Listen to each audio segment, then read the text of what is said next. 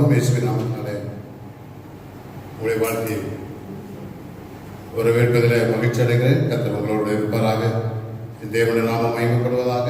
உங்களை மறுபடியும் அந்த யூடியூப் மூலமாய் சந்திப்பதில் மகிழ்ச்சி அடைகிறேன். அதனுடைய சீக்கிரத்தில் நாம் எல்லாரும் ஒன்றாய் இணைந்து ஆராதிக்கிற இந்த கிருபையை ஆண்டவர் தர அவர் போதுமானவராக இருக்கிறார். ஏனென்றால் ஆண்டவர் செய்கிற காரியம் ஒவ்வொன்றும் அளவிலே அற்புதமானவைகள். ஒரு சித்தம் இல்லாமல் ஒன்றுமே உலகத்தில் நடப்பதில்லை.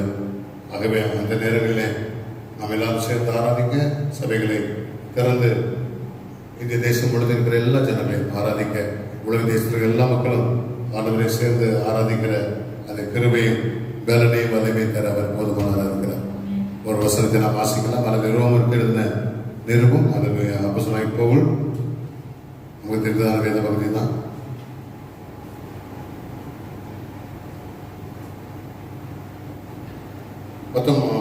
நான்காம் அதிகாரம், ரோமர்கள் நிருபம் 4ஆம் அதிகாரம் 19, 20, 21 3 வசனங்களை நம்ம எல்லாரும் சேர்த்து வாசிக்க போகிறோம். Romans chapter 4 verse 19, 20 and 21. ரோமருக்கு எழுதின நிருபம் 4ஆம் அதிகாரம் 19, 20, 21 3 வசனங்கள் சேர்ந்து வாசிப்போம். அவன் விசுவாசத்திலே பலவீனமாய் இருக்கவில்லை. அவன் ஏறக்குறைய 100 வயது அளவனாய் இருக்கும்போது தன் சரீரம் செத்து போனதையும் சாராவுடைய கற்பம் செத்து போனதையும் எண்ணாதிருந்தான். தேவனுடைய வாக்குத்தத்தை குறித்து அவன் அவிசுவாசமாய் சந்தேகப்படாமல் தேவன் வாக்குத்தம் பண்ணினதை நிறைவேற்ற வல்லவராய் இருக்கிறார் என்று முழு நிச்சயமாய் நம்பி தேவனை மகிமைப்படுத்தி விசுவாசத்திலே வல்லவனானான்.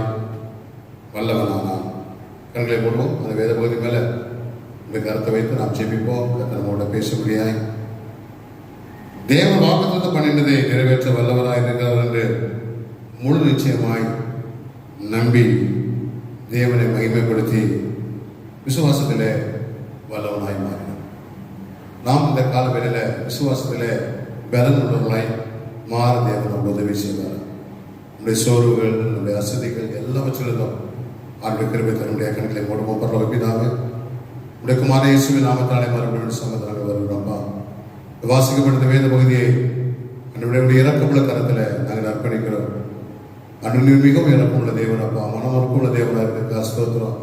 எங்கள் வாழ்க்கையில விசுவாசத்தை அளவையாக வர்த்திக்கப்படுகிற தேவனாக இருக்கிறதுக்கான ஸ்தோத்திரம் அப்பா. அன்றே இந்த வசனத்தை கரத்தில் எடுத்து ஆஸ்வதிப்பிட்டு எங்களை போசியும். இந்த நாளில் இந்த வசனம் என்ன காரியம் செய்யணுமோ அதை பரிபூர்ணமாக எங்கள் வாழ்க்கையில, விசுவாச வாழ்க்கையில, யூடியூப் பார்க்கிற ஒவ்வொரு மக்கள் வாழ்க்கையிலும் பரிபூர்ணமாய் நிறைவேற்றுகிறாங்க. இந்த இடமெல்லாம் கல்வரத்தை எல்லை கூட பாதுகாப்பு வலையுமாய் வருகிறார். விசுவாசிகள் அப்பா வீடுகளில் ஜெபிக்கிற ஒவ்வொரு ஜெபத்தையும் நீர் கேட்கிற தேவனாக இருக்கிறதுக்கான என்னுடைய ஸ்தோத்திரம் அப்பா.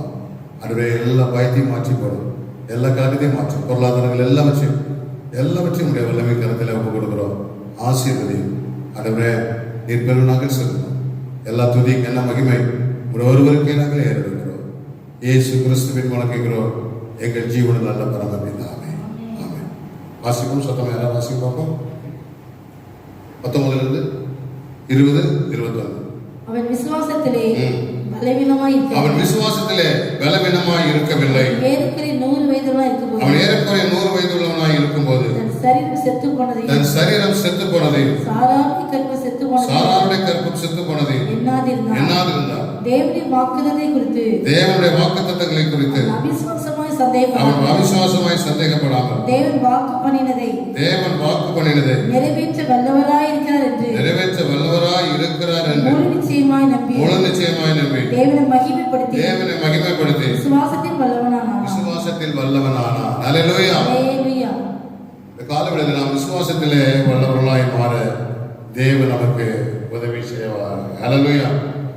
He was strengthened in his faith. அவன் விசுவாசத்திலே வல்லவனாய் மாறினார், பலமுள்ளவனாய் மாறினார். இந்த காலவெளியில் வாழ்க்கையில விசுவாசம் நம்மளை பலப்படுத்துகிறது. ஒரு மனுஷனுடைய சரீரத்தை, ஆவியை, ஆத்மாவை பலப்படுத்துவது என்ன எது என்றால் விசுவாசம் தான். ஆகவே நாம் விசுவாசத்திலே வல்லவர்களாக இருக்க தேவன் நமக்கு இருப்பது. எபிரேயர்ல பார்க்கும்போது 11ஆம் அதிகாரத்தில் எபிரேயர் 11 அதிகாரம் 11, 12 வாசித்து பார்த்தீங்கன்னா ஆபிரகாம் குறித்து தான் சொல்லப்பட்டிருக்கிறது, விசுவாசம் குறித்து தான் சொல்லப்பட்டிருக்கிறது. ஆனால் அங்கே அவ்வளோ விளக்கமாக சொல்லப்படுற மாதிரி இல்லை. எடுத்துக்கொள்வோம்.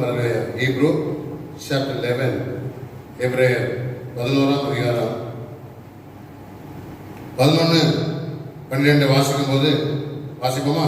விசுவாசத்தினாலே சாராளும் வாக்குத்தத்தம் பண்ணினவர் உண்மை உள்ளவர் என்று எண்ணி கற்பத்தரிக்க பலனடைந்து வயது சென்றவளாயிருந்தோம் பிள்ளை பெற்றால். ஆனபடினால் சரீரம் செத்தவன் என்று எண்ணத்தகும் ஒருவனாலே வானத்திலுள்ள பெருக்கமான நட்சத்திரங்களைப் போலவும் கடற்கரையில் உள்ள எண்ணிருந்த மணலைப் போலவும் மிகுந்த ஜனங்கள் பிறந்தார்கள். இது 2 வசனத்துக்கு வித்தியாசம் எவ்வளவு?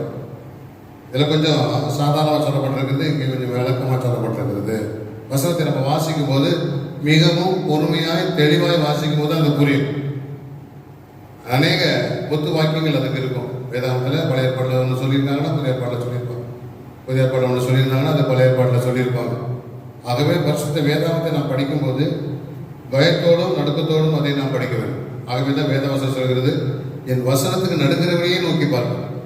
அவனுடைய வசனம் எடுக்கும்போது நம்முடைய கையில், நம்முடைய இதயத்தில், நம்முடைய சிந்தையில் ஒரு நடுக்கம் வரும். வேத வசனத்தை நம்ம படிக்கிறோம், தேவன் நம்ம கொடுத்ததான வார்த்தை படிக்கிறோம். 11ஆம் வசனத்தை நல்ல அதிகாரத்தில் எபிரேயர்ல பார்க்கிறோம்.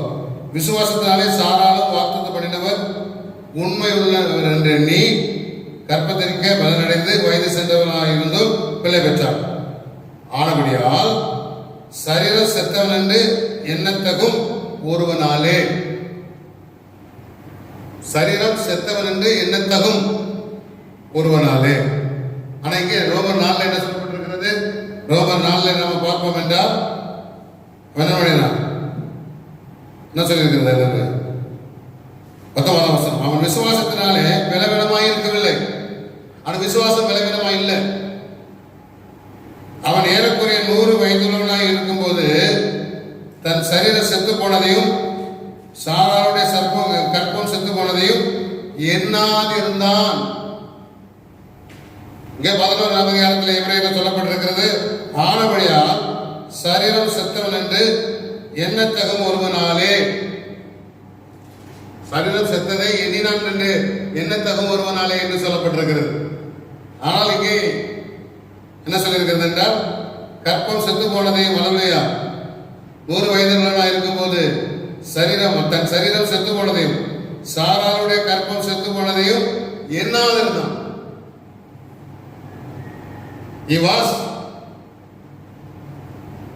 அது கிங் ஜேம்ஸ் வெர்ஷன்ல நீங்க வாசித்தீங்கன்னா, ஆங்கிலத்தில் வாசித்தீங்கன்னா, and being not weak in faith he has considered not. விசுவாசத்தில் அவன் பலவீனமாக இருக்கல, ஆனா கன்சிடர் நாட் என்னாதிருந்தான் சொல்லப்படுது.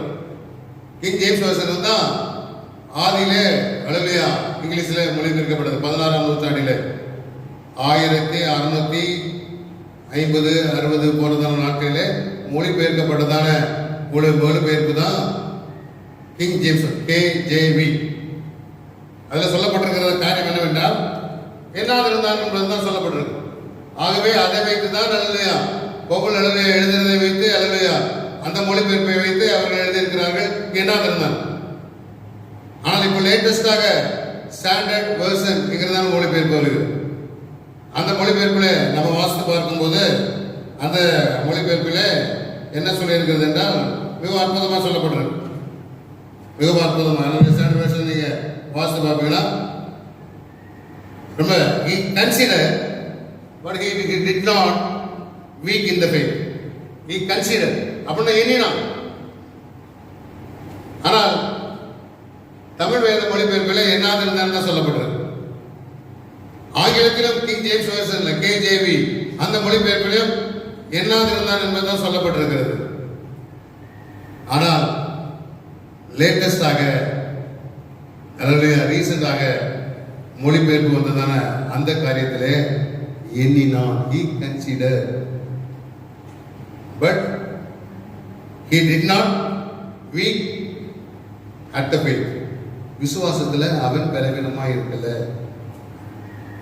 சத்துவ சரீரம் செத்து போனது, தன் சரீரம் செத்து போனது ஆபிரகாம் எண்ணினான். தன் நல்லையா மனைவியாகிய சாராளுடைய கற்பம் செத்து போனதை அவன் எண்ணினான். அதுதான் இங்க கேஜேபியில தெளிவாக சொல்லப்பட்டிருக்கிறது, தமிழ் வேதாகத்திலும் தெளிவாக சொல்லப்பட்டிருக்கு. அப்போ ஒரு காரியத்தை எண்ணாது இருந்தான் அப்படிதான் சொல்லப்படும். இன்னைக்கு அநேக பேர் அப்படிதான் போதிக்கிறாங்க. அநேகருடைய போதனை எப்படி இருக்குன்னா, உன் வாழ்க்கையில பிரச்சனை வந்துச்சுன்னா அந்த பிரச்சனை நீ எண்ணாத, அந்த பிரச்சனை நீ மறந்துடு, அப்பதான் உனக்கு விசுவாசம் வளரும் என்று போதனைகள் வருகிறது. அநேகர்கள் அல்லையா கற்றுக்கொண்டும் இருக்கிறார். ஆனால் நாம் தெளிவாய் கற்றுக்கொள்ள வேண்டும் என்னவென்றால், பிரச்சனைகளை நாம் எண்ணாமல் இருந்து விசுவாசம் வருவது முக்கியமல்ல, பிரச்சனைகளை எண்ணி நம்முடைய வாழ்க்கையில் விசுவாசம் வர வேண்டும்.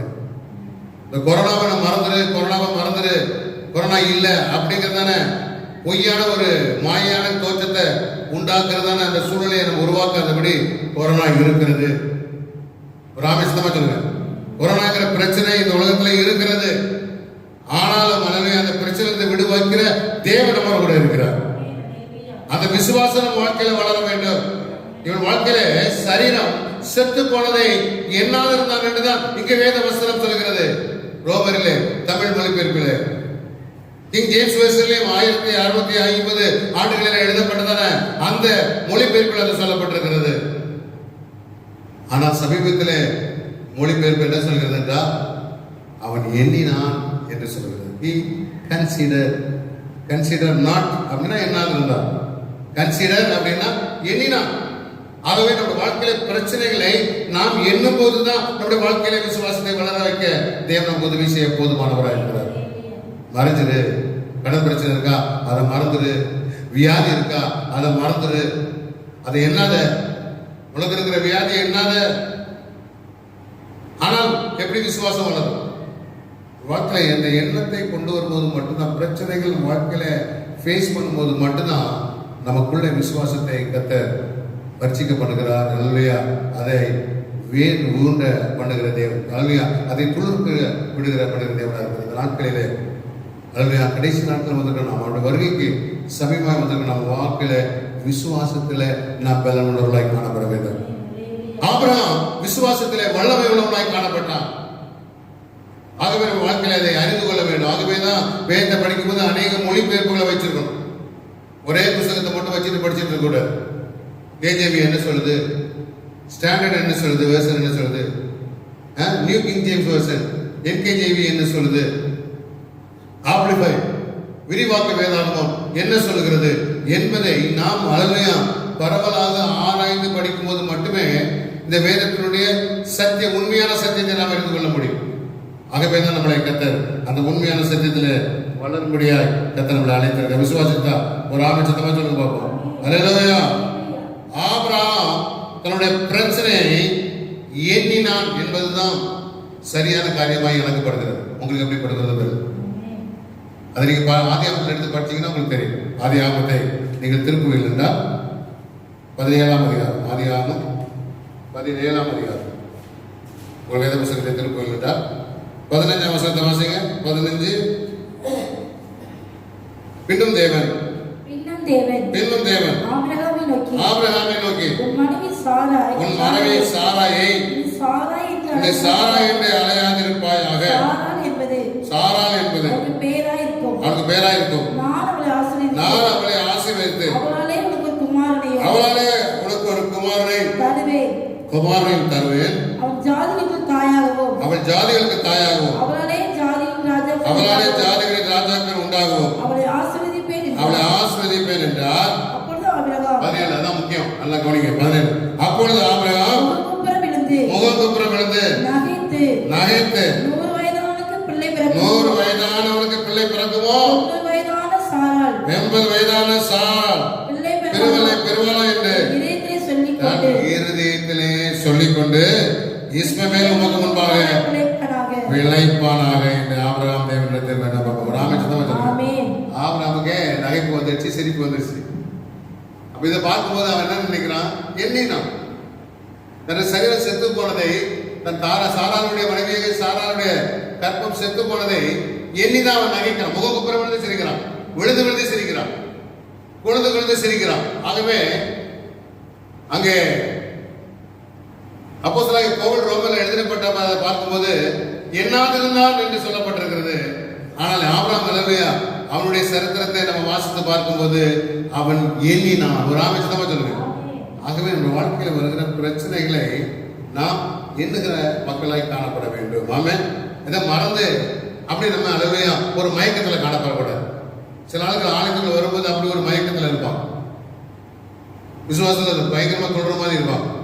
ஆனா வீட்டுக்குள்ள போனா பழைய நிலைமை வாழ்க்கையில வரும். வீட்டுக்கு சபைக்குள்ள வரும்போது அவங்க கடன் பிரச்சனை எல்லாம் மறந்துடுவாங்க, அவங்களுக்கு வியாதி பிரச்சனை மறந்துடுவாங்க, அல்லது அவங்களுக்கு எதிராக இருக்கிற போராட்டங்கள் எல்லாம் மறந்து மெய் மறந்து காணப்படுவாங்க. ஆனா வீட்டுக்குள்ள போனா மறுபடியும் அவங்களுக்கு ஞாபகம் வந்துடும். நம்முடைய வாழ்க்கையில் அப்படி இல்லாதபடிக்கு ஆபிரகாம் வாழ்க்கையில இருந்தது போல எண்ணினாலும் அவருடைய விசுவாசம் பலவீனமா இருக்கல. ஒரு ஆமேசமா சொல்லுங்க. அல்லேலூயா. நம்முடைய வாழ்க்கையில பிரச்சனைகள் வரும், போராட்டங்கள் வரும். இந்த கொரோனா போனதான சூழ்நிலைகள், பிரச்சனைகள் வரும், வைரஸ்கள் வரும். அதை கண்டு நாம் பயப்பட வேண்டிய அவசியம் இல்லை. அதை நாம் எண்ண வேண்டும். என்னதான் கொஞ்சம் ஜாக்கிரதையா வெளியில போவோம், ஜாக்கிரதையா வரலாம். இல்லைன்னா நம்ம அசால்ட்டாவே காணப்படும். இப்ப நல்ல சோசியல் நல்ல டிஸ்டன்ஸ் போனதான காரியங்கள் எல்லாம் கடைபிடிக்கிற அளவுக்கு ஆண்டவர் உதவி செய்ய கையில கழுவாத ஆட்கள் கை கழுவ வச்சுட்டார். ஆகவே அதை நாம் எண்ண வேண்டும். ஆனால் நம்ம விசுவாசத்திலே நாம் பலவீனமா இருக்கக்கூடாது. ஆகவேதான் நம்ம விசுவாசத்தில வல்லமையாக காணப்பட்டான். அந்த விசுவாசத்துடைய வல்லமை குறித்து தான் இன்னைக்கு நம்ம கூட பகிர்ந்து கொள்ள விரும்புகிறோம். அந்த விசுவாசத்துடைய பலன் என்ன என்பதை குறித்து தான் இன்னைக்கு நம்ம பார்க்க போறோம். விசுவாசிக்கிறீங்களா? ஆகவே இந்த விசுவாசம் நம்ம வாழ்க்கையில வருவதற்கு ஆண்டவரே வாழ்க்கையில அந்த விசுவாசத்திலே நான் வல்லமையாய் காணப்பட எனக்கு உதவி செய்யும் மாணவரை சொல்லும்போது கர்த்தர் நமக்கு அந்த கிருபையும் பலனை தர அவர் போதுமானவராக இருக்கிற. விசுவாசிக்கிறீங்களா? அல்லேலூயா, அல்லேலூயா. பிரச்சனைகளை நினைத்து நாம் கலங்காதபடி அதை நாம் எண்ணி அல்லேலூயா அந்த விசுவாசத்துல நாம் பலமுள்ளவர்களாய் காணப்பட ஆண்டவரே ஒவ்வொரு நாள் எனக்கு திரும்பத்தான சொல்லும்போது கதை வாழ்க்கையில அதை தர அவர் போதுமானவராக இருக்கிறார். விசுவாசித்தா ஒரு ஆமை சத்தமா சொல்லுங்க. அல்லேலூயா. பிரச்சனைகளை நாம் அல்லேலூயா அந்த பிரச்சனைகளை பார்ப்பதை விட அது என்ன வேணும், ஆனா அதையே பார்த்துட்டு கூட பிரச்சனை தீர்க்கிற தேவனை பார்க்கணும். கொரோனாவை தொடக்கி எடுக்கிற தேவனை நோக்கி நாம் பார்க்கணும். ஒவ்வொரு நாள் நம்ம அதிகாலை எடுக்கிற தேவனுக்கு முன்பாக நிற்கிற அந்த பழக்கத்தை நாம் பெற்றுக்கொள்ள வேண்டும். விசுவாசிக்கிறீங்களா?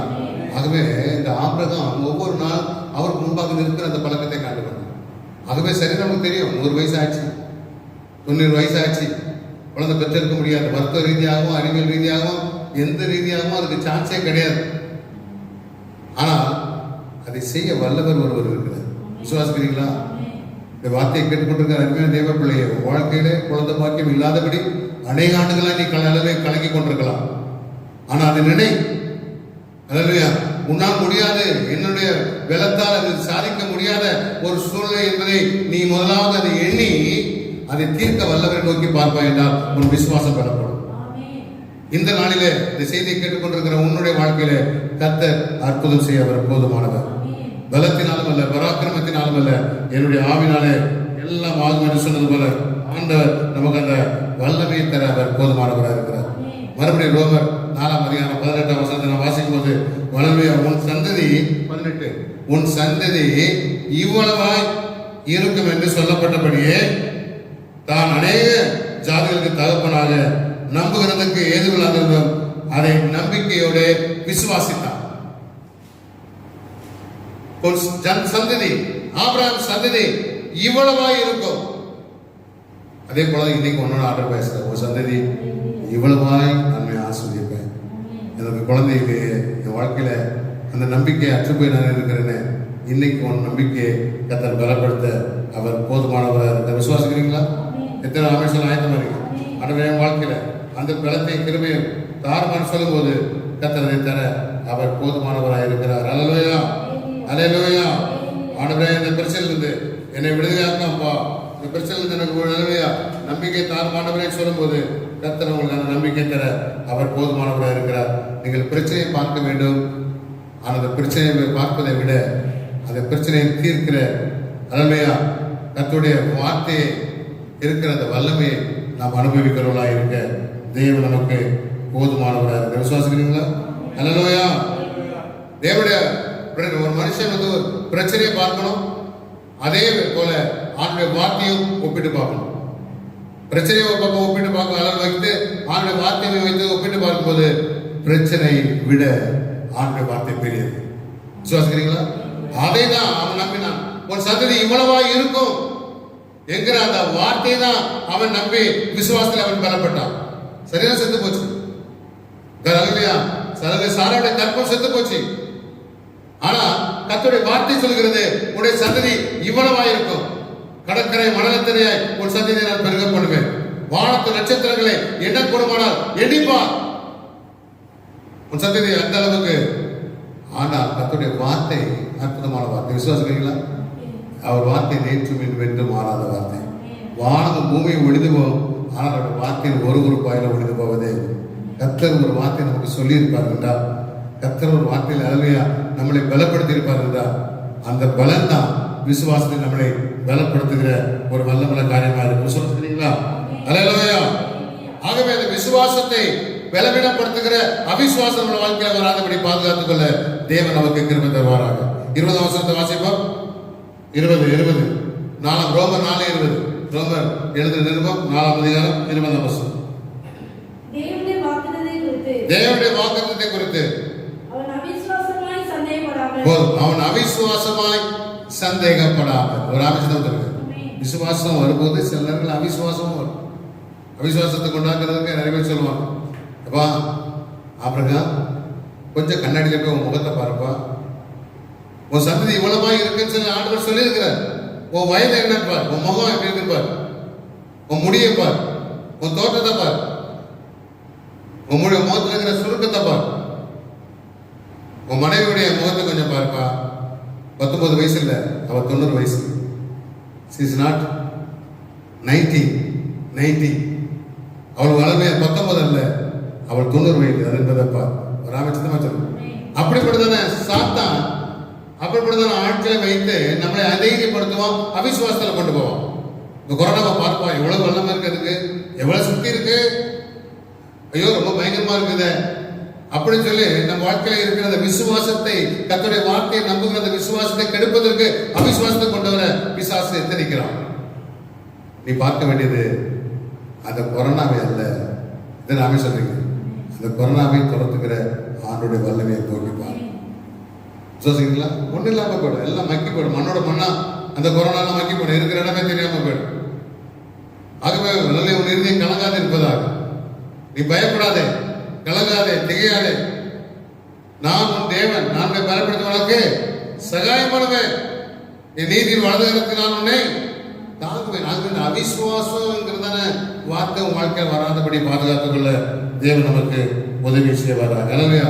அதே கேஜேவியில், அல்லேலூயா, கிங் ஜேம்ஸ் வெர்ஷன்ல ஆங்கிலத்தில் வாசித்தீங்கன்னா stagger not, Ramachandran stagger not promise of the God. அவிசுவாசம் இல்லாம ஆண்டுடைய வாக்குத்தத்தத்தை நம்புவது.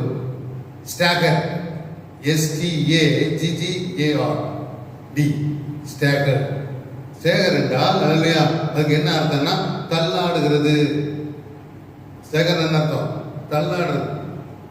இப்படி போயிட்டே இருப்போம், திரும்பி தள்ளாடி இந்த பக்கம் வரும், அதான் ஸ்டாகர். ஆகவே அவிசுவாசம் என்பது நம்முடைய வாழ்க்கையில நாம் விசுவாசத்துல இருந்தாலும் தள்ளாடுகிற ஒரு வாழ்க்கை.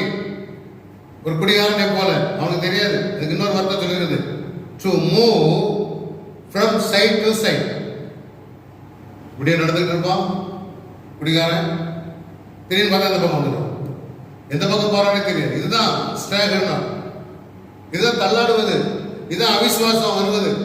நம்ம வாழ்க்கையில் அவிசுவாசம் வருவதற்கு நம்ம ஒருபோது இடத்தை அளவுலையா தீர்மானிக்கவே கூடாது. வாழ்க்கையில் விசுவாசத்தில் நாம் வல்லவர்களாய் மாற வேண்டும், விசுவாசத்தில் நாம் பலமுள்ளவர்களாய் காணப்பட வேண்டும். கடைசி நாட்கள் ஆண்டவரே, என்னுடைய விசுவாசம் பலமுள்ள விசுவாசமாய் காணப்பட எனக்கு உதவி செய்யும் ஆண்டவரை சொல்வீர்கள் என்றால் கர்த்தர் உங்கள் அந்த கிருபை தர அவர் போதுமானவராக இருக்கிறார். விசுவாசிக்கிறீங்களா? முதலாவது விசுவாசம் அல்லது அவிசுவாசம் எப்படி வருதுன்னா, சூழ்நிலை பார்ப்பீங்க, அல்லையா, இருக்கிற பிரச்சனையை பார்ப்பீங்க. 100 வயதாகி போச்சு, வயதாயிட்டுவீங்க. ஸ்டேகர் என்ன அர்த்தம்? அவிசுவாசம் என்ன அர்த்தம்? உன் வயதை என்ன சொல்லும்? 100 வயசு ஆகி போச்சு, 100 வயசுக்கு நடக்குமா? ஐயோ 1000 கிலோமீட்டர் அந்த அவ்வளவு தூரத்துக்கு நம்ம போக முடியுமா? டிஸ்டன்ஸை காட்டும், மெஷர் பண்ணுவேன். அந்த அலுவயா அந்த அவிசுவாசங்கள் நம்ம வாழ்க்கை வராதபடிக்கு இல்லை தள்ளாடு நிலையத்து தான் யாக்கோபு நிருபத்தில் சொல்லது கொண்டது போல கடல் அலை போல நிலையற்றவனாக இருக்கிறான்னு போல நம்முடைய வாழ்க்கை அவிசுவாசம் நம்ம வாழ்க்கையில நிலையற்றதான ஒரு வாழ்க்கையாக வருகிறது. ஆகவே தான் நாம் வெற்றியுள்ள வாழ்க்கை. விசுவாசியே, இந்த காலையில் கர்த்தர் கூட தெளிவாக பேசிட்டு இருக்கிறார். நீ அவிசுவாசம் இல்லாதபடி விசுவாசத்திலே பலப்பட இந்த நாளிலே கர்த்தர் உனக்கு உதவி செய்வார். அதற்கு நீ விசுவாச பிரச்சனையை நீ பாரு, பிரச்சனையை மறந்துட வேண்டாம், பிரச்சனையை பாரு. ஆனா அது இன்னொரு பக்கம் கர்த்தருடைய வார்த்தையை பாரு, கர்த்தருடைய வாக்குத்தத்தத்தை பாரு. முதலாவது சூழ்நிலையின் மூலமாய் பிசாசு அவிசுவாசத்தை கொண்டு வருவோம். இவட சொல்வேன் அப்படி நான் பிரச்சனையை பார்க்கறத விட அவனுடைய வார்த்தையை நான் பார்க்க போறேன்னு சொல்லுவேன். அதுக்கும் கூட வந்துடும். பரவாயில்ல, வாக்குத்தத்தை பார்க்க போறியா? வாக்குத்தத்தை பாரு. ஆனால் அது எவ்வளவு பெரிய வாக்குத்தம் தெரியுமா? கர்த்தருடைய வாக்குத்தத்தம் எவ்வளவு பெரிய வாக்குத்தம், அது உன் வாழ்க்கையில் நிறைவேறாது, நிறைவேறதுக்கு வாய்ப்பே இல்லை. அது ரொம்ப நாள் ஆகும். உன் சந்ததி இவ்வளவா இருக்கும் ஆண்டவர் சொல்லியிருக்கிறார்ல, இவ்வளவா இருக்குன்னா என்ன அர்த்தம்? சரீர பிரகாரமாக உனக்கு ஒரு சந்ததியை ஆண்டவர் கொடுப்பார். இவ்வளவா இருக்குன்னு அந்த அர்த்தம். இரண்டாவது என்ன அர்த்தம்னா, இயேசு கிறிஸ்து தேவகுமாரா இயேசு கிறிஸ்து உன் சந்ததியின் வழியாய் அவர் பிறப்பார். உடனே பிறந்துடுவாரா? அதுக்கு பல 1000 ஆண்டுகள் ஆகும். இதெல்லாம் நடக்குமா? அபிரகாம் நம்புறியா நீ? அவர்கள் வாழ்க்கையில் அவிசுவாசம் வருவதற்கான காரியங்களை செய்யலாம். மூன்றாவது, உன் சந்ததி இவ்வளவா இருக்கணும்னா அதனுடைய அர்த்தம் என்னன்னா, புறஜாதி மக்கள் ஜாதி ஜனங்கள் எல்லாம் உன்னை தகப்பன் என்று அழைக்கிற ஒரு காலம் வரலாம். அது எப்போ வரும்? நாளைக்கு வந்துடுமா? இன்னைக்கு வந்துடுமா? இப்படிப்பட்ட சந்தேகத்தை ஆபிரகாம் எழுப்புறான். ஆனால் ஆபிரகாம் அதுல ஒன்றிலும் கவலைப்படாதபடி கர்த்தருடைய வாக்குத்தத்தத்தை அவர் பிடித்திருக்கிறார். அவருடைய வார்த்தையை பிடித்திருக்கிறார். சூழலை பார்க்கல, சரியா செத்து போனதை பார்க்கல, அளவையா பார்க்கிறான். ஆனா அதை நம்பல, கர்த்தருடைய வார்த்தை நம்புறான். அதை முழு நிச்சயமாய் நம்பி தேவனை மகிமைப்படுத்தி விசுவாசத்திலே அவன் வல்லவனாய் மாறுகிறான். காரணம் நம்ம விசுவாசத்தில் வல்லவனாய் மாறும். வேத வசனத்தை நம்ம எவ்வளவு படிக்கிறோமோ, எவ்வளவு விசுவாசிக்கிறோமோ, எவ்வளவு நம்புறோமோ, நம்ம விசுவாசத்தில் வல்லவனாய் கர்த்தர் மாற கர்த்தர் நமக்கு கிருபையும் வெள்ளனையும் வல்லமை தர அவர் போதுமானவராக இருக்கிறார். விசுவாசிக்கிறீங்களா? விசுவாசத்தை நாம சத்தமா சொல்லுங்க. அல்லேலூயா. அவிசுவாசம் நம்மள வரக்கூடாது. அவிசுவாசம் ஒரு பெரிய பாவம். ஒரு மனுஷனுக்கு அவிசுவாசம் வந்துச்சுன்னா அது பெரிய பாவம். பொய் எப்படி பாவமோ அதே போல பாவம், தீய நோக்கம் எப்படி பாவமோ அதே போல அவிசுவாசம் ஒரு பாவம். அவிசுவாசம் வராதபடிக்கு நாம் விசுவாசத்துல வெள்ளமுடலாக இருக்கு. இந்த நாட்களில நாம் ஆண்டவர் சமூகத்தில் ஏற்படும். ஆண்டவரே, எனக்கு அந்த கிருபையை தாழ்வு சொல்லுவீர்கள் என்றால் கர்த்தர் வாழ்க்கையில அதை தர அவர் போதுமானவராக இருக்க. விசுவாசிக்கிறீங்களா? அல்லேலூயா. நீதிமொழிகள் 24:10 வாசிப்போம் என்றால், ஆபத்து காலத்தில் நீ சோர்ந்து போயாயினால் உன் பலன் உருகிறது என்று சொல்லப்பட்டிருக்கிறது. நீதிமொழிகள் 24:10. Proverbs 24:10. 24:10. ஆபத்து காலத்தில் நீ சோர்ந்து போவாயானால், இந்த கொரோனா காலத்தில் நீ சோர்ந்து போவாயானால் உன் பலன் குறுகினது, உன் விசுவாசத்தின் பலன் குறுகினது. அநேக விசுவாசிகளுடைய பலன் குறுகினதாய் காணப்படுது. ஏனென்றால் ஆபத்தை கண்டு சோர்ந்து போகிறார்கள். அவர் விசுவாசத்திலே நிலைத்திருப்பதில்லை, தேவனோடு ஐக்கியப்படுவதில்லை, ஆண்டுடைய சமூகத்திலே காத்திருப்பதில்லை. கர்த்தருக்கு காத்திருக்கிறவர்களோ புது பலன் நடந்து கழுகுகளை போல செட்டைகள் அடித்து எழுப்புவார். எத்தனை நாமே சொல்றீங்க? அல்லேலூயா. விசுவாசிகளை நாம் செட்டைகளை அடிக்கிற மக்களாய் காணப்பட வேண்டும். செட்டைகளை அடித்து பறக்கிற மக்களாய் காணப்பட வேண்டும். எவ்வளவு தூரம் செட்டைகளை நீ அடிக்கிறாயோ அவ்வளவு தூரம் உன்னுடைய பலன் குறுகினதாய் அல்ல, பலமுள்ளதாய் காணப்படும். இதை நாமே சொல்ல ஆயத்தமா இருக்கோம். அல்லேலூயா. இந்த கொரோனா காலத்தில் நீ சோர்ந்து போகாதே. மகனே மகளே, விசுவாசியே, தேவ பிள்ளையே, நீ சோர்ந்து போகாதே. விசுவாசத்திலே அவன் வல்லவனாய் மாறினான். ஆளுவில்லாருடைய வாழ்க்கையை விசுவாசத்திலே வல்லவனாய் மாற எனக்கு கிருபைதாரம் சொல்றேன் என்றால் அதை யூடியூப்ல நீங்க பார்க்கும்போது இந்த செய்தியை முழுமையா பார்க்கணும். ஸ்கிப் பண்ணக்கூடாது. சில ஆட்கள் ஸ்கிப் பண்ணி போகக்கூடாது. முழுமையா பொறுமையா நிதானமா பார்த்தா தான் அதுபடி மாறுவதற்கு தேவனை உதவி செய்யும். இந்த விசுவாச பலனை நம்ம பெற்றுக்கொள்ள நமக்கு ஆண்டவர் உதவி செய்ய அவர் போதுமானவர். எத்தனை விசுவாசிக்கிறீங்க? அல்லேலூயா. ஆண்டவரே வாழ்க்கையில் அந்த விசுவாசத்தை ஆண்டவரை நான் பெற்றுக்கொள்ள எனக்கு கிருபைதாரம் சொல்லும் போது கர்த்தர் அதை தர போதுமானவர். பிசாசு முதலாவது உங்க அவிசுவாசம் வருவதற்கு பிரச்சனையை முதலாவது காட்டுவான். கொரோனாங்கிற பிரச்சனை காட்டுவான், பணம் தேவைங்கிற பிரச்சனை காட்டுவான், வியாதிங்கிற பிரச்சனை காட்டுவான். ஆகவே அந்த பிரச்சனையிலிருந்து அல்லேலூயா விட விசுவாசம் மிக பெரியது. எத்தனை விசுவாசிக்கிறீங்க? அல்லேலூயா. அல்லேலூயா. அது நிறைவேறுவது கடினம் சொல்லுவான். கர்த்தருடைய வார்த்தை இரண்டாவது கர்த்தருடைய வார்த்தை நிறைவேறாது கடினம் சொல்லுவான்.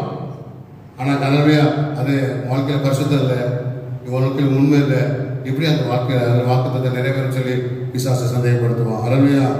மூன்றாவது ஸ்டாகரிங், விசுவாசம் என்பது மெஷர் பண்ண வைப்பான். விசுவாசிக்கிறீங்களா? மெஷர் பண்ணுவோம்.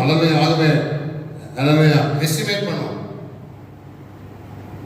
இது இவ்வளோ ஆகும், இது இவ்வளோ காலம் ஆகும், இது நடக்காது, 1000 வருடம் ஆகும், 1000 வருடத்துக்கு அப்புறம் தான் 2000 வருடத்துக்கு அப்புறம் தான் இயேசு இந்த பூமிக்கு வருவார்.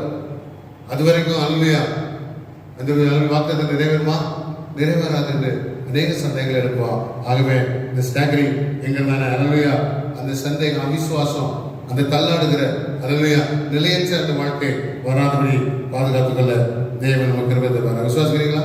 நீதிமொழி யாக்கோபு 1ஆம் அதிகாரம் 6ஆம் வசனத்தை நாம் வாசிப்போம் என்றால், சந்தேகப்படுகிறவன் யாக்கோபு எழுதின நிருபம் 1ஆம் அதிகாரம் 6ஆம் வசனம், ஜேம்ஸ் 1:6, 1ஆம் அதிகாரம் 6ஆம் வசனம். ஆனால் அவன் எவ்வளவாயிலும் சந்தேகப்படாமல் விசுவாசத்தோடு கேட்கிறவன் சந்தேகப்படுகிறவன் காற்றினால் அடிபட்டு அலைகிற கடல் அலைந்து ஒப்பாய் இருக்கிறான். சந்தேகப்படுகிறவன். அதுக்கு வாழ்க்கை சந்தேகம் என்கிறதான வாழ்க்கையில வரவே கூடாது. சில ஆட்களுக்கு ஆண்டை குறித்தே சந்தேகம் வரும். மூன்றாவது சந்தேகம். முதலாவது சந்தேகம் பிரச்சனை குறித்து சந்தேகம். இது நடக்குமா நடக்காதா தள்ளாடிக்கிட்டே போறது, குடிகார மாதிரி. இரண்டாவது கர்த்தருடைய வாக்குத்தத்தத்தை பற்றின சந்தேகம். இது நடக்காது, இந்த சந்ததியில இவ்வளவாய் சந்ததி பெரிதாக்குன்னு சொல்லியிருக்கிறாரு, எப்படி நடக்கும்? பிரஜாதி மக்கள்லாம் உங்ககிட்ட வரணுமே, இயேசு கிறிஸ்து உன்னுடைய சந்ததியில பிறக்கணுமே, இதெல்லாம் பல நாட்கள் ஆகும், பல வருடங்கள் ஆகும், இதெல்லாம் சாத்தியம் இல்லை. மூன்றாவது கர்த்தரையே சந்தேகப்பட வைப்பான் விசுவாசத்தை. நாமே சொல்லாயிருப்பாங்க. ஒரு தடவை சீசர்கள் படகுல போயிட்டு இருக்கும்போது நடுச்சாமத்துல சூறாவளி காத்துல அவங்க மாட்டிக்கிறாங்க. நடுக்கடல இங்கேயும் போக முடியல, முன்னாலே போக முடியல, பின்னாலும் போக முடியும். அப்ப இயேசு அவங்கள பக்கத்திலிருந்து பார்க்கிறார். பிள்ளைங்க போய் சேர்ந்துட்டாங்களா இல்லையா? அவங்க நடுக்கடல தான் அலக்கடிக்கப்படுறாங்க. ஒரு கடல் மேல் நடந்து வருகிறார். ராமச்சந்திரன் சொல்லுங்க. சீசல் என்ன சொன்னாங்க? ஆவேசம் சொன்னாங்க, பயப்பட்டாங்க. ஆகவே சந்தேகப்பட்டாங்க. இயேசு சொல்ல நான் தான் இயேசுன்னு சொல்றாரு. ஆனா அவங்களுக்கு சந்தேகம், யார்த்தவரை பற்றி ஒரு சந்தேகம். விசுவாசம் செய்யற காரியம் பேர் கோபம் மக்கள் பார்த்தீங்கன்னா என்ன சொல்றான்? இயேசுவை கண்டாட் சொல்றாங்க. ஆண்டு உயிர்த்ததுக்கு அப்புறம் சீசர்கள்லாம் 10 பேர் அளவு அரைக்கதவை போட்டிக்கிட்டு ஒரு ஜன்னல்லாம் போட்டிட்டு ஒழிஞ்சிருக்கிறாங்க. இயேசுக்கு நடுவில் சமாதானம் சொல்றாரு. ஆனா நல்லவங்க தோமா இல்லை. ஆனா தோமா மறுபடியும் வருகிறான். தோமா வந்தாரு, தோமாட்ட சொன்னேன், நான் நம்ப மாட்டேன், அவரை விழாவில் என் கை போடணும், அப்படியே கையில என் விரல்ல போட்டு பார்க்கணும். விசுவாசிக்கிறீங்களா? ஆகவே சாத்தான் நமக்கு சந்தேகங்களை அநேகங்கள் கொண்டு வருவான். நாம் விசுவாசத்தில் வல்லவர்களாய் மாற முடியாதபடிக்கு இப்பேற்பட்ட சூழலை கொண்டு வருவோம். ஆகவே சந்தேகத்தில் அல்லேலூயா அவிசுவாசத்தின் ஆவி நம்ம வீடுகளில் தட்டும்போது நாம் ஜாக்கிரதையாக இருக்க வேண்டும், அதை அறிந்து கொள்ள வேண்டும். முதலாவது பிரச்சனையை காட்டி சந்தேகத்தை கொண்டு வருவோம். இரண்டாவது கர்த்தருடைய வாக்குத்தத்தத்தை காட்டி சந்தேகத்தை கொண்டு வருவோம். மூன்றாவது இயேசுவை காட்டிய சந்தேகத்தை கொண்டு வருவோம். மூன்றிலிருந்து நாம் ஜெயிக்கிற மக்களாய் காணப்பட தேவன் நமக்கு பலத்தை தருவாராக. எத்தனை விசுவாசிக்கிறீங்க? அல்லேலூயா. ஆகவே ஆபிரகாம் தன்னுடைய வாழ்க்கையை தடுமாறவில்லை. ஆகாயத்திலே தன் வாழ்க்கையில அவிசுவாசப்படல. அதை முழு நிச்சயமாய் நம்புறான். தேவனை மகிமைப்படுத்துறான். அவன் விசுவாசத்திலே வல்லவனாய் மாறுகிறான். அருமையான விசுவாசியே, இந்த காலவேளை நீ விசுவாசத்திலே வல்லமையாய் மாற வேண்டும். நீ விசுவாசத்திலே பலமுள்ளவனாய் காணப்பட தேவன் நமக்கு கிருபையும் வல்லை தருவார். விசுவாசிக்கிறீங்களா? ஆகவே நம்மை பலப்படுத்துகிற ஒரு தேவன் இருக்கிறார், நம்மை பலப்படுத்துகிற ஒரு கிறிஸ்து இருக்கிறார் என்பதை அழிந்து கொள்கிற மக்களாக இருக்க தேவன் நமக்கு பொதுவாய் உதவி செய்வாராக. உங்கள் வாழ்க்கையில் விசுவாசத்தில் தடுமாறாதபடி இருக்க உதவி செய்யும். ஆகவேதான் யாக்கோபை குறித்து சொல்லப்பட்டிருக்கிறது. ஓசியா தன் பலத்தால் தேவனோடு போராடினான் செல்லும். ஓசியா 12ஆம் அதிகாரம், ஓசியா எழுதின தீர்க்கதரிசி புஸ்தகம் 12ஆம் அதிகாரம் 3ஆம் வசனம். ஓசியா 12:3. அவன் தாயின் கர்ப்பத்திலே சகோதரன் குதிகாலை பிடித்தான். தன் பலத்தினால் தேவனோடு போராடினான். யாருடைய பலத்தினால்? தன்னுடைய பலத்தினால், தன்னுடைய விசுவாச பலத்தினால். ஆகவே விசுவாசத்தில் நாம் பலமுள்ளவர்களாய் காணலாம். ஆகவேதான் நல்ல ஓசியாவுக்கு அதுக்கு இந்த யாக்கோபுடைய அந்த பலத்தை குறித்து சொல்லிருக்கு. ஆகவே நம்ம அழகையா பலன் என்பது விசுவாச பலன். விசுவாசிக்கிறீங்களா? சபை விசுவாசிகள் பலவீனமாய் இருக்கக்கூடாது. தேவன் நமக்கு விசுவாச பலன் தந்திருக்கிறார். அந்த பலத்தினால் நாம் சத்துருவோடு போராட வேண்டும், தேவனோடு போராட வேண்டும், பிரச்சனையோடு போராட வேண்டும், கொரோனாவோடு போராட வேண்டும். அது ஒன்றுமில்லாமல் மாற்றுறது தான் கர்த்தர் நம்மளை இந்திய தேசத்தில் கர்த்தர் வைத்திருக்கிறார். விசுவாசித்தா ஒரு ஆமை சுத்தமா சொல்லுவோம். அல்லேலூயா. அதை எதிர்த்து வெல்ல கொள்ள கழுகளை போல செட்டைகளை அடித்து நாம் எழுப்ப வேண்டும். செட்டைகளை அடிக்கிற பலனை நாம் பெற்றவர்களாய் காணப்படணும். விசுவாசிக்கிறீங்களா? சட்டைகள் அடிக்கத்தான் பலன் நமக்கு கிடைக்கும். ஒவ்வொரு நாளும் சட்டைகள் அடிக்க வேண்டும். அல்லேலூயா. அந்த திருச்சபை அல்லேலூயா அடித்து எழுப்புகிற ஒரு பாக்கியத்தை ஆண்டவர் எனக்கு தான் சொல்லும்போது கர்த்தரை தர அவர் போதுமானவராக இருக்கிறார். விசுவாசிக்கிறீங்களா? விசுவாசத்தை ஆமென் சத்தமா சொல்லுங்க பாப்போம். அல்லேலூயா, அல்லேலூயா. ஆகவே நாம் பலம் உள்ளவர்களாய் காணப்பட தேவன் நமக்கு உதவி செய்வாராக. ஆகவேதான் ஏசாயா 41:1 சொல்லப்பட்டிருக்கிறது. தீவுகளே எனக்கு முன்பாக மௌனமாயிருங்கள், ஜனங்கள் தங்கள் பலனை புதிதாக்கி கொண்டு சமீபத்து வந்து பின்பு பேச கடவர்கள். இப்போ நான் புதுப்பிச்சதுக்கு அப்புறம் தான் ஆண்டோட பேச முடியும். நீ செட்டைகள் எடுத்து புது பலனை புதுப்பிச்சாதான் ஆண்டோட பேச முடியும். ஒரு மனுஷன், ஒரு விசுவாசி தேவனோடு பேச வேண்டும் என்று விரும்பினால் பழைய பலத்தோடு போய் நிற்கக்கூடாது, நேற்று பலத்தோடு இருக்கக்கூடாது, இன்றைய பலத்தோடு. இன்று நீ புதிதான பலனை பெற்றுக்கொண்டு ஆண்டவர் முன்னால் போய் பேசினாதான் அவர் பதில் பேசுவார். கணக்கு விசுவாசிக்கு பேசுறாங்க, ஆண்டை என்கிட்ட பேசவே மாட்டேங்கிறாரு, நானும் கூப்பிட்டுட்டே இருக்கிறேன், பதிலே கிடைக்கல. நீ பலன் கிடையணும்.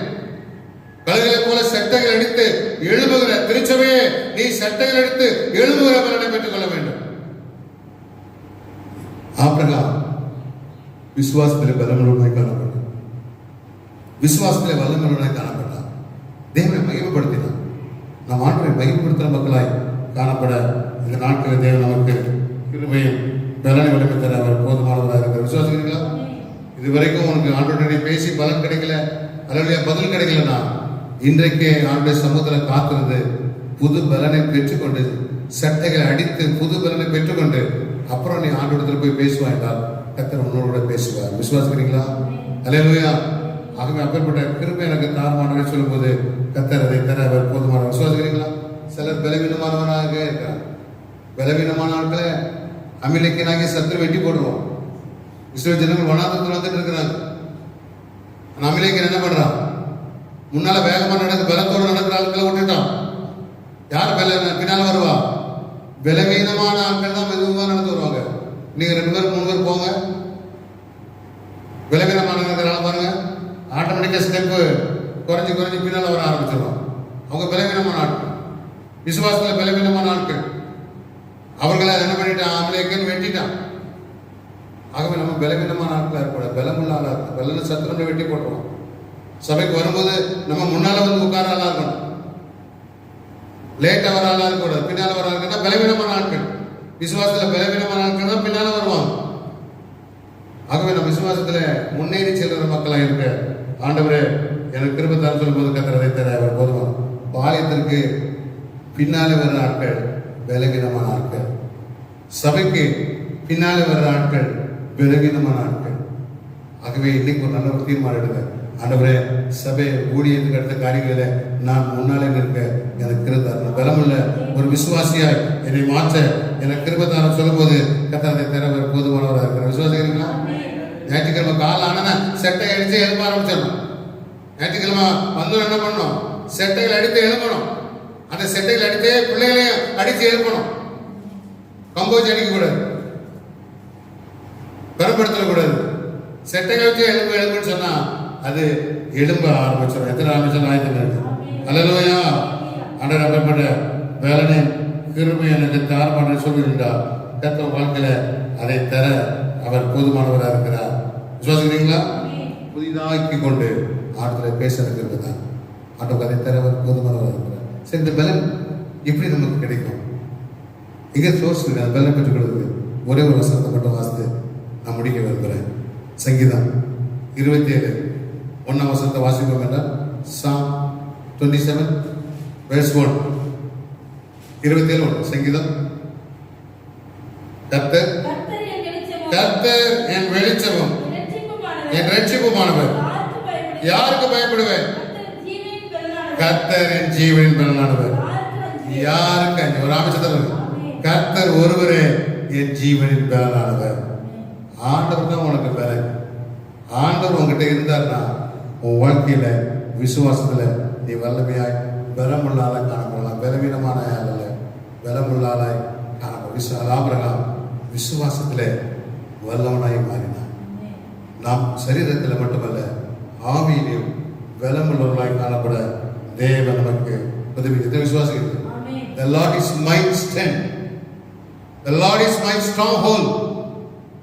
என் தேவன் கர்த்தர் எனக்கு பலனானவர். ஆண்டவர் பலனான யாருக்கு அஞ்சணும்? யாருக்கு பயப்படணும்? கொரோனாக்கு பயப்படணுமா? கொள்ளைக்கு பயப்படணுமா? பிசாசுக்கு பயப்படணுமா? சாத்தானுக்கு பயப்படணுமா? மனுஷனுக்கு பயப்படணுமா? யாருக்கு பயப்பட வேண்டிய அவசியம் இல்லை. எந்த மந்திர தந்திரங்களுக்கு சூழ்ச்சிகளுக்கு பயப்படணுமா? வெள்ளி சூரியத்துக்கு பயப்படணுமா? எதுக்கு நீ பயப்பட வேண்டிய அவசியம் இல்லை. ஏனென்றால் கர்த்தர் என் ஜீவனும் பலனானவர். எத்தனை விசுவாசிக்கிறீங்க? அல்லேலூயா. ஆகவே தான் நியாயாதிபதிகளை நம்ம வாசிக்கும் போது அல்ல சிம்சன் வாழ்க்கையில நம்ம அதை பார்க்கும்போது இந்த மகாபலன் எப்படி வந்ததுப்பா உனக்கு? சிம்சனுக்கு ஒரு ஆண்டவர் ஒரு பலத்தை கத்தர் கொடுத்திருக்கிறார். விசுவாசிக்கிறீங்களா? தேவ பிள்ளைகளுக்கு ஆண்டவர் பலன். கர்த்தர் தான் நமக்கு பலன். கர்த்தரை நம்ம சார்ந்திருப்போம் என்றால், கர்த்தரை நம்பிக்கையை நம்ம ஏற்றிருப்போம் என்றால், கர்த்தரை நம்ம நோக்கி பார்க்கிற மக்களாக இருப்போம் என்றால், பிரச்சனை வரும், பிரச்சனை பார்க்கணும், போராட்டம் வரும், யுத்தம் வரும், குழப்பங்கள் வரும், வியாதிகள் வரும், அதை நம்ம பார்க்கணும் தான். ஆனா அதை விட கர்த்தரை நான் பார்க்கிற மக்களாக காணப்படும். கர்த்தருடைய வசனத்தை நான் பார்க்கிற மக்களாக இருக்கணும். நியாயாதிபதிகள் 16:6 வாசிக்க பார்ப்போம். நியாயாதிபதிகள் 16:6 முடிச்சது. நியாயாதிபதிகள் 16:6. அப்படியே தெரியல சிம்சோனை பார்த்து மகாபலன் எதினாலே உண்டாயிற்று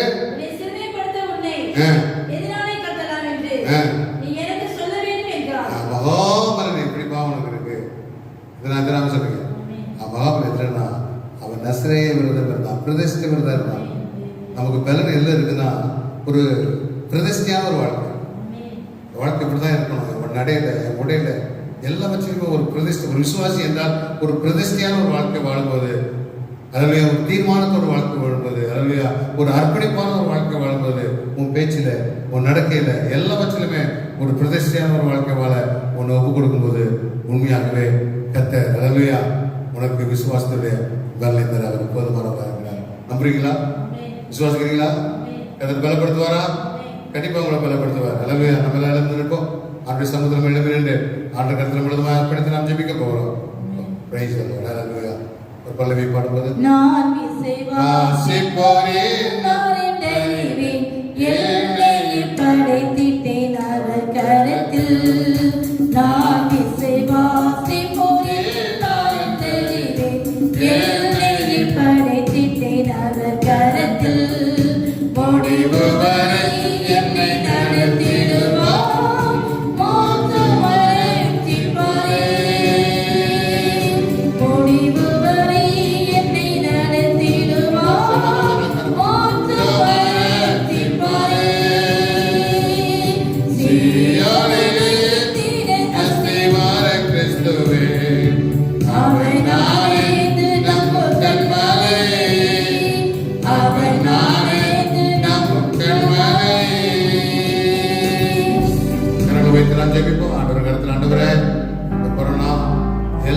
பிரச்சனை இருந்தால் அல்லையா அதை நாங்கள் எண்ணுகிறோம், அதை நாங்கள் பார்க்கிறோம். ஆனால் உங்களுடைய வசனம் வல்லமையுள்ள வசனம். நீர் அல்லையா எல்லாவற்றையும் துரத்த வல்லமையுள்ள தேவன்.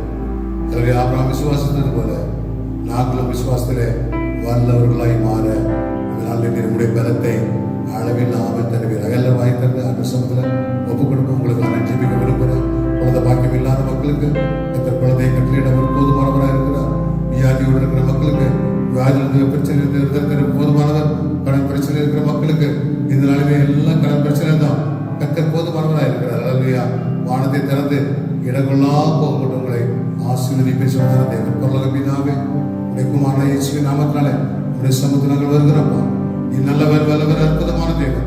இந்த நாளில் அப்பா உங்கள் சமூகத்தில் வந்து ஆராதிக்க, துதிக்க, பாட, ஸ்தோத்திரிக்க, உடைய ஒளித்துக்காய் கொடுக்க, அடவியங்களை பலப்படுத்துக்காக ஸ்தோத்திரம். உடைய வார்த்தை கேட்க அடவியல் செவிகளை நீர் திறந்ததுக்காக ஸ்தோத்திரப்பா. அந்த யூடியூப்ல பார்க்கிற ஒவ்வொரு மக்களையும், கேட்கிற மக்களையும் அடவே இருதயம் செவிகள் எல்லாம் திறந்திருக்க உதவி செய்வதாக செபிக்கிறோம். இந்த வார்த்தைகள் 30, 60, 100 பலன் தர உதவி செய்வதாக செபிக்கிறோம். ஆண்டவரே, ஓ ஆபிரகாம் விசுவாசத்திலே வல்லவரானான்னு சொல்லுது போல ஆண்டவரே, நாங்கள் விசுவாசத்திலே பலமுள்ளவர்களாய் காணப்பட உதவி செய்வதாக செபிக்கிறோம். கத்தர் காத்திருக்கிறோம். புதுபலில் இருந்து கழுகுகளை போல செட்டைகள் எடுத்து எழுப்புவார்கள். வாழ்க்கையில அனுதினம் நிரந்தரமாக செட்டைகள் எடுத்து எழுப்புகிற பாக்கியத்தருடைய செபிக்கிறோம். ஆபத்து காலத்தில் நீ சோர்ந்து போவாயானால் உடைய பலம் குறைந்த சொல்லப்பா.